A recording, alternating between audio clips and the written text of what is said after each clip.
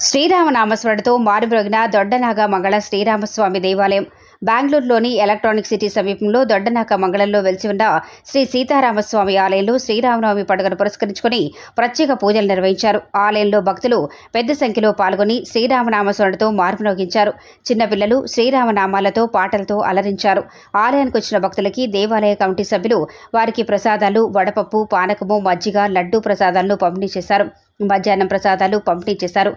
శ్రీరామస్వామి దేవాలయం విద్యుత్ దీపాలతో అలంకరించారు. దేవాలయానికి పెద్ద సంఖ్యలో విచ్చేసిన భక్తులు భక్తి శ్రద్ధలతో శ్రీ కోదండరామస్వామిని దర్శించుకుని ప్రత్యేక పూజలు నిర్వహించారు.